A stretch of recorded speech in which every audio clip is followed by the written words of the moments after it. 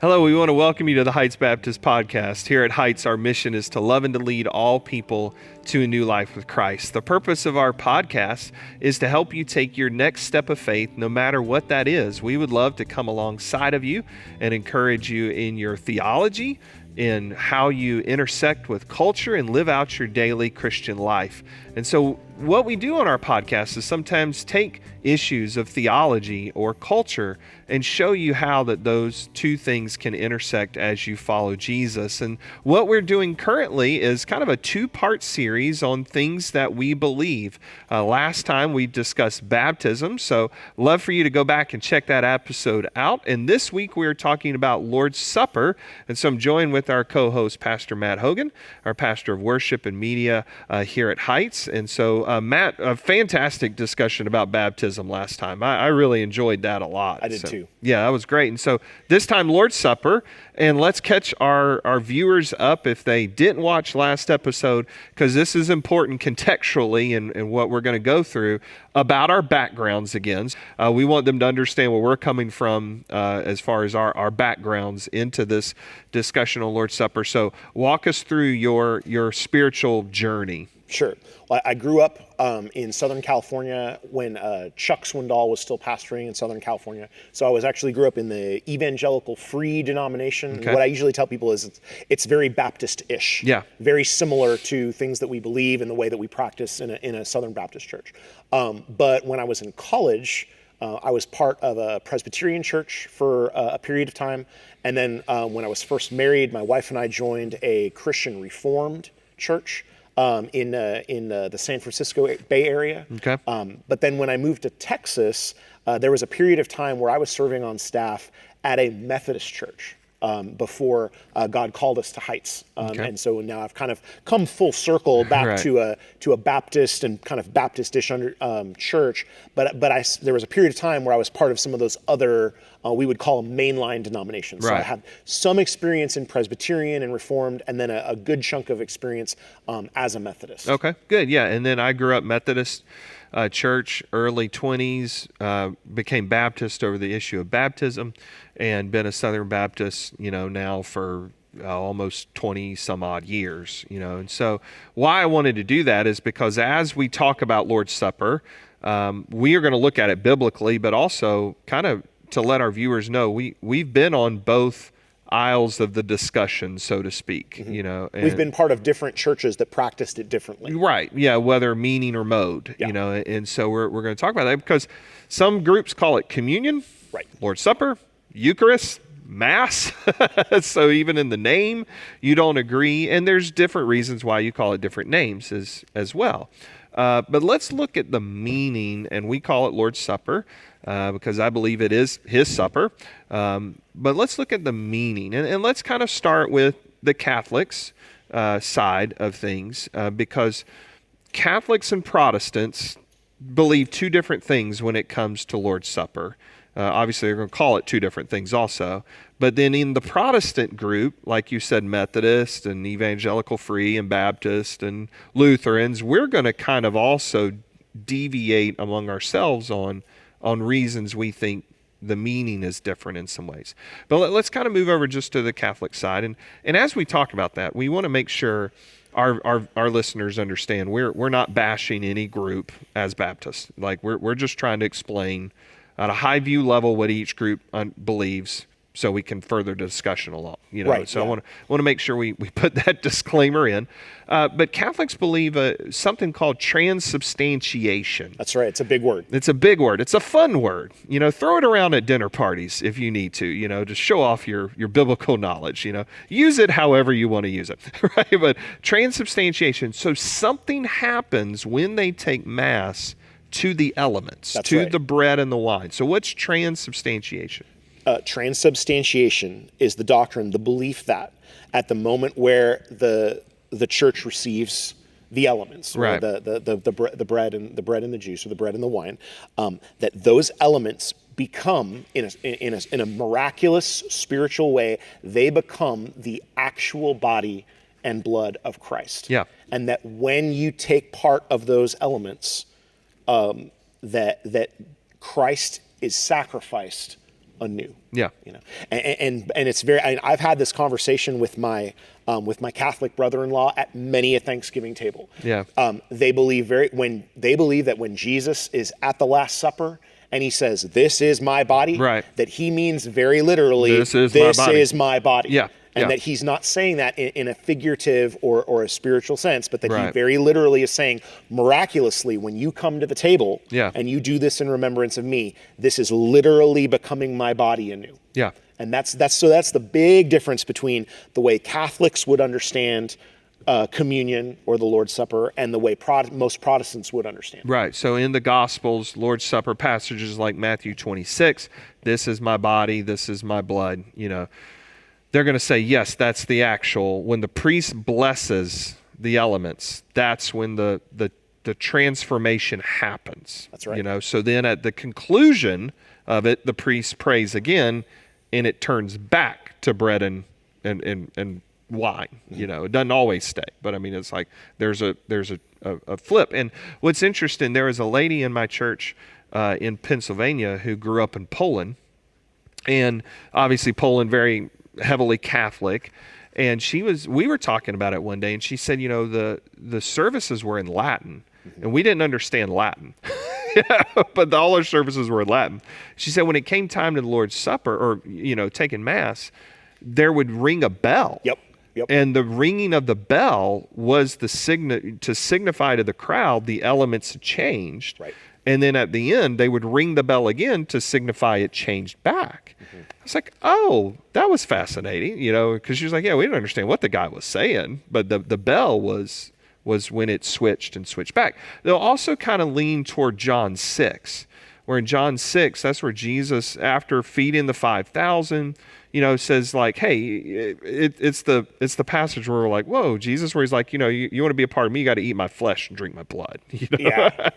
It's that. And the Catholics go, see, there you go, transubstantiation, and everybody in the crowd's like, ooh, and we. And everyone leaves except the disciples. Right. And Jesus says, are you guys going to leave too? And they're like, where else are we going to go? Yeah, we're following you, man, but we don't take that passage as the literal, eating of the body. And because where I would really push back, and you said it, it's the re-sacrificing of Christ. Right. Because the book of Hebrews is very clear. Once and for all. Once and for all. He sat down at the right hand of the Father, signifying the high priest's work is done. He's seated. He's not re-sacrificing every week that we take this. So that's kind of the Catholic understanding, transubstantiation.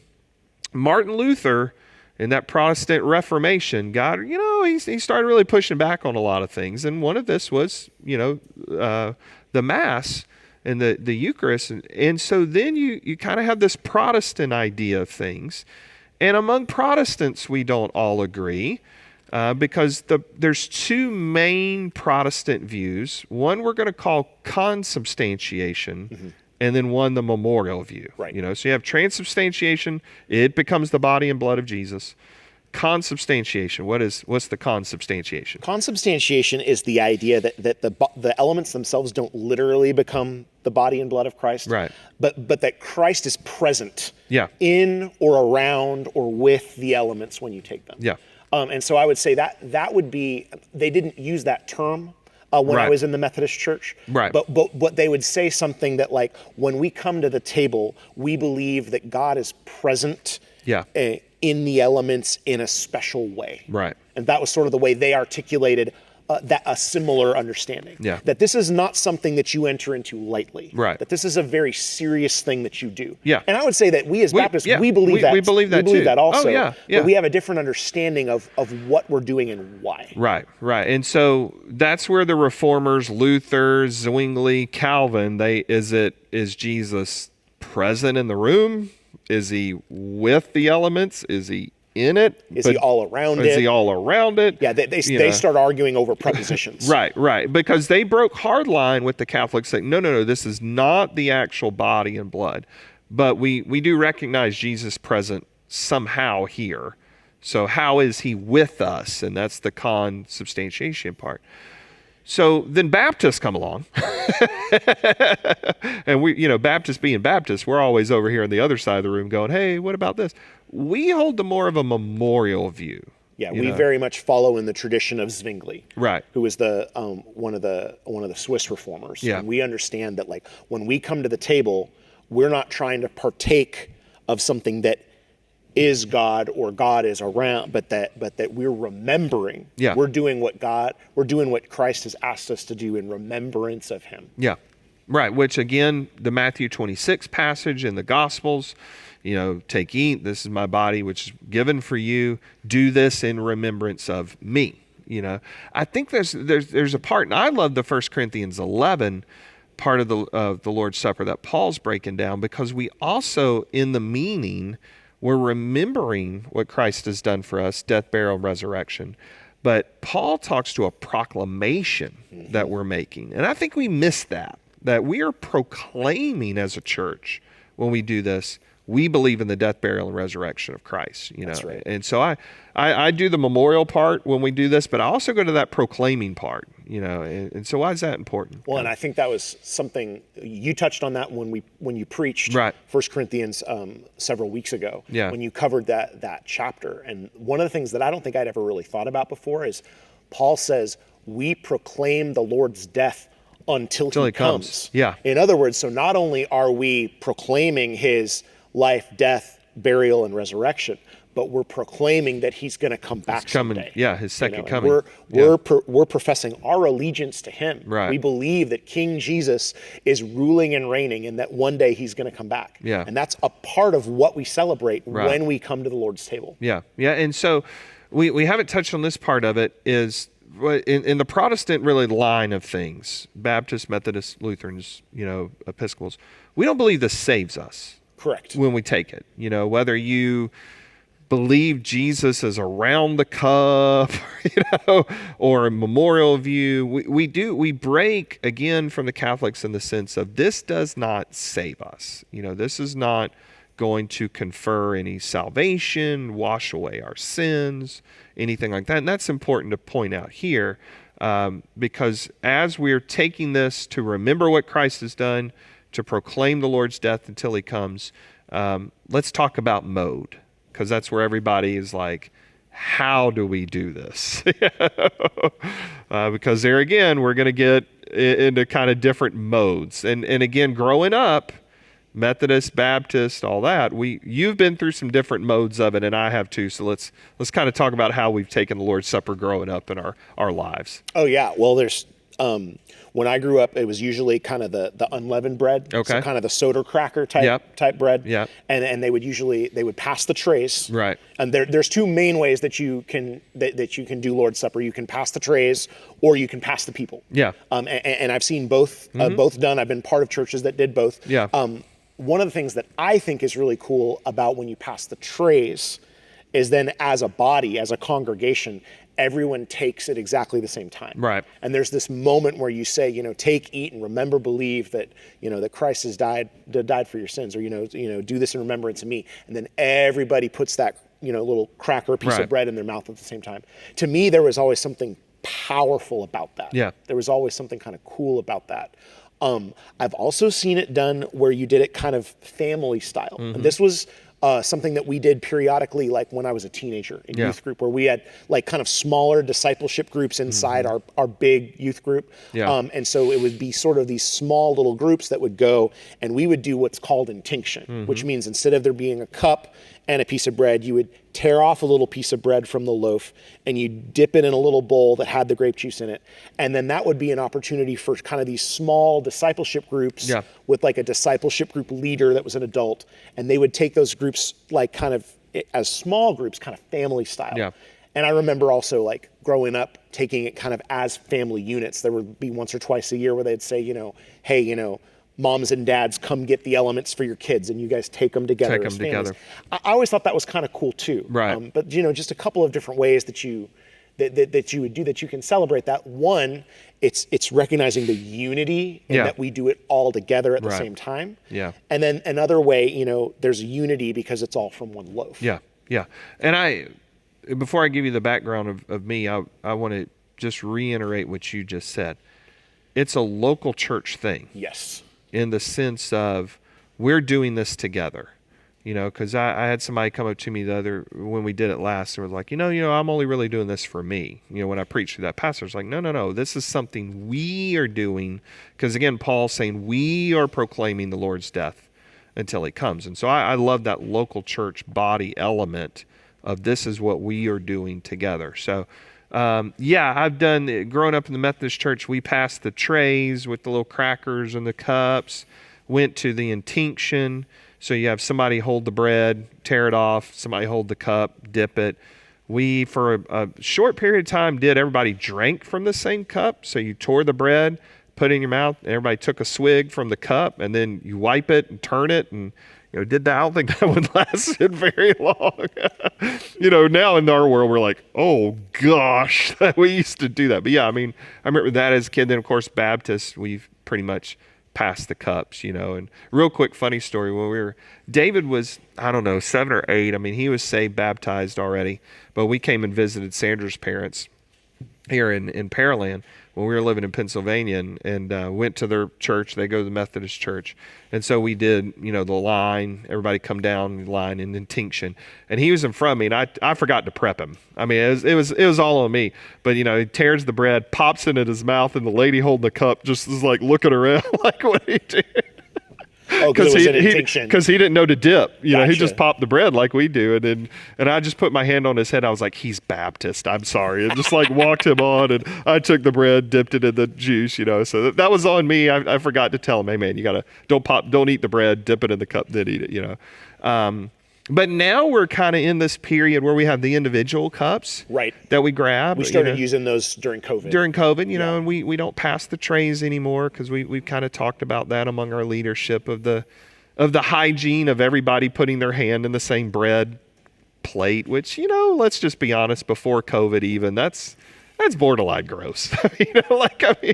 I know we're all hypersensitive to our germs now, but still before that, I'm like, yeah, all right, I can see some issues with that also. But what about, so we've kind of gone different ways, and how is there grace in those? Is there one way you have to do it? What do you think in that? Different churches kind of have different kind of rules and guardrails around this thing. I remember growing up as a kid, going on Mexico mission trips. Yeah. Here's your soda. Here's your Doritos. We're going to have Lord's Supper. Yeah. And that was totally cool. Right. When I was serving at the Methodist church, it was, oh, no. Right. We're going to do Welch's grape juice, and we're going to do King's Hawaiian bread, and that's it. No soda pop, no Doritos. Like there was that. And that's part of, that there's kind of a certain reverence for the elements. It's kind of a carryover from, being more I would say closer to like a Catholic through Episcopal understanding than like Baptists would be. Yeah.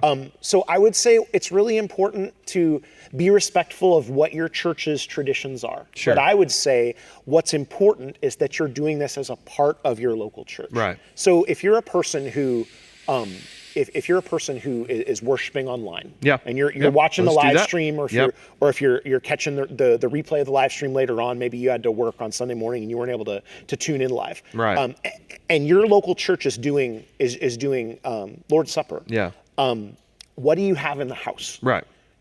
And if it's sliced bread is all you've got, I think that's fine. Yeah. If literally soda crackers is what you've got, I think that's fine. Yeah. If Doritos is the only thing you have in the house, I'm not going to judge you for that.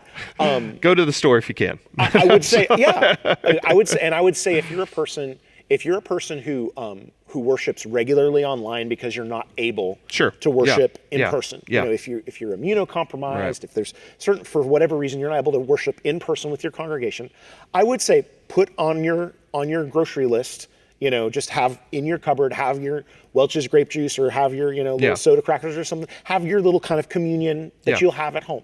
Right. And then when there's days when, because you don't always get a whole lot of heads up. Because we'll announce that like over email, and we'll put it on social media and things like that. But sometimes if you're not present, you're not looking at the slides before